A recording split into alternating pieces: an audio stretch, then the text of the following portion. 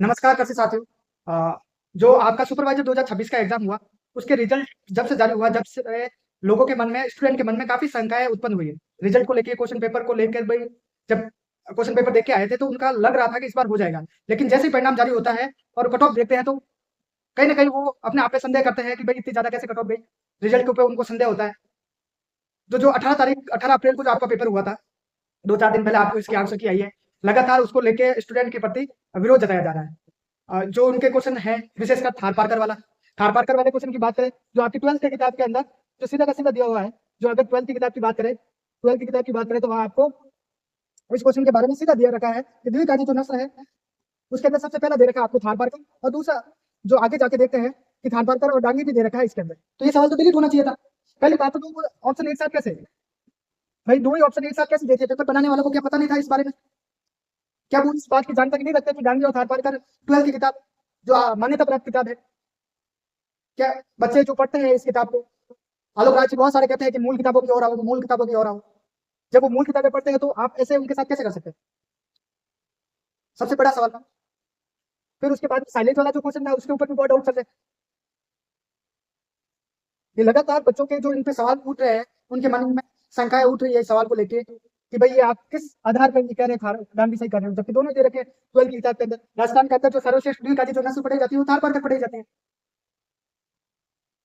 इसके साथ ही आप बात करें कि जो पीडीएफ जारी हुई है, एग्जाम पीडीएफ, पीडीएफ की बात करें, तो पीडीएफ के अंदर कुछ जो नाम दे रखे हैं आपने, जो कैपिटल लेटर में दे रखे हैं, कुछ स्मॉल दे रखे हैं बच्चों के नाम, वो क्यों? भाई ये सारे स्टूडेंट के मन के अंदर जो सवाल पैदा करते हैं। इस बार जो आपने ट्रांसपेरेंसी दिखाने की बात की है, पूरी का पूरा रिजल्ट आपने ऑनलाइन एक पीडीएफ के अंदर डाल दिया है। उसके अंदर नाम को लेकर भी बहुत डाउट्स है। कुछ नाम छोटे अक्षरों में, कुछ बड़े अक्षरों में, साथ ही किसी के माता का नाम एब्सेंट है, मदर का नाम है ही नहीं। वो भी बच्चों के मन में शंका डाला है। और इसके साथ ही एक ही परिवार के 7 ऐसे परिवार है, 7 से 8 परिवार एक ही परिवार के दो दो दो दो बच्चे सिलेक्ट हो रहे हैं। हो सकता है हो जाए, कोई बड़ी बात नहीं है, आज पढ़ाई का जमाना है। दो दो बच्चे हो सकते हैं सिलेक्शन, 2 या 3 भी हो सकते हैं। लेकिन सबके नंबर सेम कैसे? दो बच्चों के नंबर सेम कैसे आ सकते हैं? उसमें भी थोड़ा सा संदेह हो रहा है। क्वेश्चन पेपर की बात करें, क्वेश्चन पेपर की बात करें, तो उसके अंदर भी आपने 3 सवाल तो डिलीट कर दिए। 3 क्वेश्चन आपके डिलीट हो चुके हैं। 3 क्वेश्चन के ऊपर, जैसे थार पाकर और साइलेज वाला के ऊपर आपके 2 क्वेश्चन को मान लो जिनके ऊपर अभी भी संदेह चल रहा है, संशय चल रहा है आंसर के ऊपर। ठीक, इसके अलावा बात करें कल्चर, राजस्थान जीके के कल्चर में से हमेशा सवाल ज्यादा आते हैं। 12, 13, 15 सवाल के आसपास कल्चर में से आते हैं, 25 सवाल में से। लेकिन इस बार कल्चर में से सवाल कम किए गए। 3 क्वेश्चन आपने डाल दिए खनिज में से, जो बहुत रेयर चांस में सुपरवाइजर के अंदर पूछा जाता है। पूछते ही नहीं, इससे पहले नहीं पूछा गया, फिर भी इस बार खनिज से सवाल आए। ठीक है, तो 3 क्वेश्चन ये मान ले, 3, 3, 6 और 2, 8, 8 क्वेश्चन। 100 में से आपके 8 क्वेश्चन तो बाहर हो गए। 92 क्वेश्चन चलते हैं।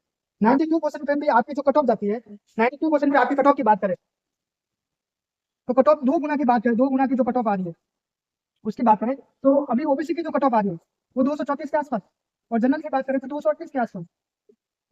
जब फाइनल कट ऑफ आएगी तो कितने नंबर तक जाएगी? वो भी 92 क्वेश्चन के अंदर, क्योंकि वो ऑलमोस्ट बच्चे तो बाहर हो गए ना। 3 खनिज वाले सवाल जो उनके टॉपिक नहीं पढ़े थे, उस सवाल से बाहर हो चुके थे वो। 3 सवाल आपने डिलीट कर दिए, 2 के ऊपर आंसर पे चल रहा है अभी भी डिबेट। इतने नंबर लाने के बाद जो बच्चा अभी 233, 232 पे है, 235 पे है, उसको पता है जब ये गुना की लिस्ट आएगी वो तो बाहर हो जाएगा। तो 240 के आसपास कट ऑफ जा रही है आपके हिसाब से। इससे पहले जो राजस्थान के अंदर भर्तियां हुई थी, जैसे 2023 की बात करें आप, 2023 के अंदर जो भर्ती हुई थी वो 430 पदों पे हुई। ठीक है, और 2026 की बात करें, 2026 के अंदर आपके 1100 पद। क्वेश्चन पेपर को लेकर बात करें तो 2023 2026 का जो पेपर है 2023 की तुलना में सरल था। भाई 2023 का पेपर सरल था 2026 की तुलना में। 2026 का पेपर तो टफ है 2023 से, और पद भी डबल से ज्यादा है। अगर पदों की भी बात करें तो 430 से 1100 डबल से भी ज्यादा है, फिर भी कट ऑफ इतनी हाई क्यों? जबकि 400 पद थे तो भी 230 के आसपास फाइनल मेरिट गई थी। तो पद बढ़ चुके हैं, पेपर का लेवल हाई हो चुका है, फिर कट ऑफ कैसे हाई जा सकती है? ये इस बात को लेके काफी स्टूडेंट के प्रति रोज फैला हुआ है, वो अविनाश बोर्ड को लेके, उनके सिस्टम को लेके, उनके पेपर सेट को लेके। जब ये भर्ती अनाउंस होती थी उसके बाद 1.5 साल, लगभग 1.5 साल का समय मिला आपको। आप एक 100 क्वेश्चन का पेपर सेट के अंदर ढंग से सेट नहीं हो पाए। अभी थोड़े दिन पहले जो फर्स्ट ग्रेड का पेपर होता है उसकी आंसर की आती है, उसके अंदर था बार को भी काजी माना है।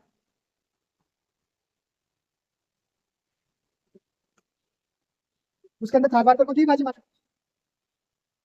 तो भविष्य में क्या क्या याद करके जाए, मतलब उसको दी बाजी माने, दादी को माने, किसको माने? स्टूडेंट की गलती है नहीं इसके अंदर। अब भर्ती बोर्ड के अंदर जा रही है, अपने राजस्थान हाईकोर्ट के अंदर जा रही है। सीताराम जी बाकर जो ग्राउंड लेवल में काफी अच्छे से बच्चों के साथ जुड़े हुए हैं, काफी लोगों के उनके पास डॉक्यूमेंट है। 541 के आसपास याचिका जो हाईकोर्ट के अंदर लगी है। ये एक दो सवाल की बात नहीं है, बच्चे की जिंदगी की बात है, जो दो दो तीन तीन साल से लगे हुए हैं, जो एमएससी करके, जो पीएचडी करके या सुपरवाइजर का पेपर देते हैं, जो तीन तीन चार चार साल बाहर बैठ के तैयारी करते हैं, घर से दूर, एक किसान परिवार का बच्चा, उसके लिए बहुत कुछ मायने रखता है। आप एक बार खुल के इस पर चर्चा कीजिए। आलोक राज जी जो हमेशा छोटी छोटी बात के लिए ट्वीट करते हैं, तो इस पे भी सब सवालों के जवाब दीजिए आप। नहीं तो ये जांच का विषय बनता है, इस पे जांच होनी चाहिए। प्रक्रिया को, भर्ती जो प्रक्रिया उसको ऐसे चलने देना चाहिए, इसको प्रभावित नहीं करें। जो बच्चे सिलेक्ट हो रहे हैं, जो वाकई मेहनत करके लग रहे हैं, उनको लगना चाहिए उनके मेहनत का फल है। तो भर्ती कैंसिल या भर्ती पे रोक नहीं लगे, स्टे नहीं आए भर्ती पे, भर्ती की प्रक्रिया ऐसे चलती रहे। और जो डाउट है, जो जिन सवालों पे चल रही है माता बच्ची, उनको सही किया जाए, उनको डाउट को सोल्व किया जाए।